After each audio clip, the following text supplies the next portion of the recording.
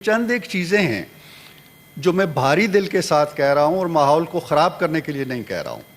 میں محسوس کرتا ہوں اگر ایک پرامن اجتماع جس کو نام دیا جاتا ہے کہ ایک پرامن اجتماع کا حق ہے، استحقاق ہے، بالکل یہ استحقاق ہے، لیکن دنیا کے 195 ممالک میں سے کسی ایک ملک کا نام دے دیں جہاں یہ استحقاق غیر مشروط ہے، جہاں اس کے ساتھ کوئی شرط نہیں لگی ہوئی، جہاں اس کی یہ لامحدود ہے، یعنی آزادی اظہار کا یا آزادانہ اجتماع کا حق اگر غیر مشروط ہے، کوئی اس کے ساتھ شرط نہیں ہے، کوئی اس کے ساتھ حد نہیں ہے، تو دنیا کا کوئی ایک ملک تو ایسا ہوگا نا، کوئی ملک نہیں ہے۔ بہت شکریہ جناب چیئرمین۔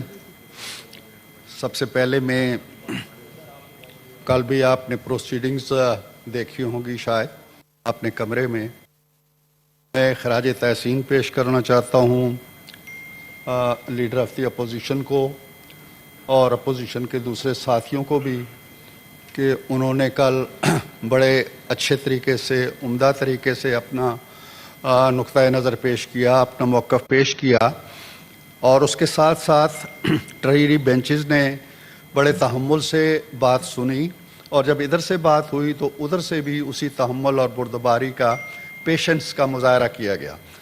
تو یہ بہت ایک اچھا میں سمجھتا ہوں کہ اشارہ ہے اس ہاؤس کے لیے کہ بات کہی بھی جائے اور بات سنی بھی جائے، اور پھر یہ ہے کہ ایک دوسرے کی بات کے احترام میں اگر ہم اپنے نقطۂ نظر کے اندر بھی تھوڑی سی تبدیلی کر لیں اور یہ سوچیں کہ شاید اس کی بہت سی باتیں درست نہ ہوں لیکن کوئی بات تو شاید اس کی درست ہو، تو اسپرٹ کے ساتھ اگر بات سنی جائے اور بات کہی جائے تو میرا خیال یہ ہے کہ بہت سے مسائل حل ہو سکتے ہیں۔ ابھی ابھی میرے بہت سینئر دوست بلوچستان سے انہوں نے کہا کہ جی مفاہمت اور خیر سگالی اور افہام و تفہیم اور آپس کی بات چیت یہی ایک طریقہ ہے، اور میرا خیال یہ ہے کہ اللہ تعالیٰ نے جو فضیلت دی ہے انسان کو وہ یہی ہے کہ وہ اپنی زبان سے بات کہہ بھی سکتا ہے اور پھر کانوں سے دوسرے کی بات سن بھی سکتا ہے، اور اللہ تعالیٰ نے جب یہ حکم دیا کہ انسان کو سجدہ کرو تو کہا ایک عظیم فرشتے نے کہ جی میں نہیں کرتا، یہ تو مٹی سے بنا ہوا ہے اور میں آگ سے یا نور سے بنا ہوا ہوں۔ تو پھر اللہ تعالیٰ نے جو فضیلت بیان کی وہ یہی ہے کہ میں نے اس کو علم سکھایا۔ تو علم واحد برتری ہے، سوچ، دانش، حکمت یہ واحد برتری ہے جو انسان کو پوری مخلوقات کے اوپر دی گئی ہے۔ یہ افہام و تفہیم کتنا ہی طاقتور جانور کیوں نہ ہو اس کے اندر نہیں پائی جاتی، اس کی اپنی لینگویج ہے، اس کی اپنی خود سری ہے، اس نے خود شکار کرنا ہے اور کھانا ہے اور سو جانا ہے۔ میں یہ سمجھتا ہوں کہ ہماری ایک تاریخ ہے اور اس تاریخ کے اندر جناب چیئرمین بڑے نشیب و فراز آئے اور ان سے ہم نے میرا خیال ہے کہ بہت کچھ سیکھنے کی کوشش نہیں کی۔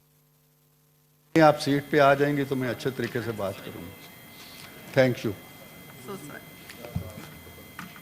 تو میں یہ عرض کر رہا تھا کہ حالیہ جس موضوع پہ کل میرے فاضل دوست نے honourable leader of the opposition نے بات کی ہے، یہ ایک اہم موضوع ہے۔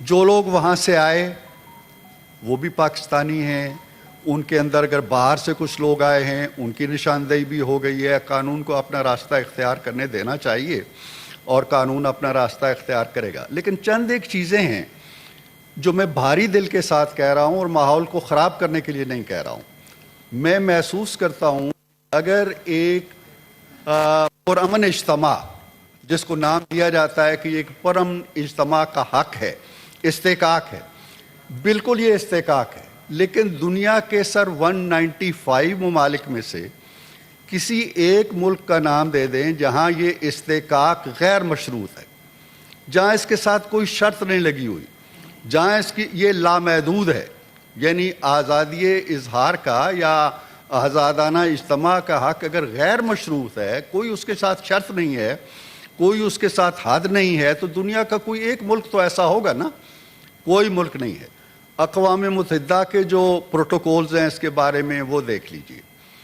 اب یہ جو احتجاج ہوا ہے، پرامن احتجاج، اب آپ مجھے بتائیے جناب چیئرمین کہ پرامن احتجاج کوئی الجہاد کے نعروں سے شروع ہوتا ہے؟ کوئی پرامن احتجاج مارو یا مر جاؤ کے نعروں سے شروع ہوتا ہے؟ کوئی پرامن احتجاج ایسا ہوتا ہے جس میں پانی پت کی جنگ کے حوالے دیے جائیں؟ کوئی پرامن احتجاج ایسا ہوتا ہے کہ جس میں آپ بریزیلین آنسو گیس کے شیل بھر کے چلیں، ہتھیار بھر کے چلیں، کیلوں والے ڈنڈے بھر کے چلیں؟ یہ نہیں ہوتا۔ پھر یہ ہے کہ ایک ملک کا قانون ہے، ایک قانون یہ ہے کہ آپ اگر احتجاج کرنا چاہتے ہیں تو کسی اتھارٹی کو ایک درخواست دیں گے کہ جناب ہم یہ احتجاج کرنا چاہتے ہیں۔ کوئی ایسی درخواست نہیں دی گئی۔ پھر ماضی میں بھی ایسا ہوا، درخواست دی گئی، انتظامیہ نے مسترد کر دی، یہ عدالت میں چلے گئے، عدالت نے رعایت دے دی، جگہ مقرر کر دی، نہ یہ عدالت کا پروسیس ہوا اس دفعہ، نہ کوئی اجازت مانگی گئی۔ پھر اسلام آباد ہائی کورٹ نے ایک آرڈر جاری کیا، اس کی بھی جو کیفیت ہوئی وہ آپ کے علم میں ہے۔ تو میرے کہنے کا مطلب یہ ہے کہ ہم ملکی قانون اور ضابطوں کے مطابق چلیں گے تو پھر معاملات ٹھیک رہیں گے۔ اب اگر انڈیا کی 29 یا 30 ریاستوں میں سے آپ تصور کریں کہ کسی ایک ریاست کا جو آئینی اپنا انتظامی سربراہ ہے وہ لشکر لے کے نئی دہلی کی طرف چڑھے گا تو کیا ہوگا؟ اس کا نتیجہ کیا نکلے گا؟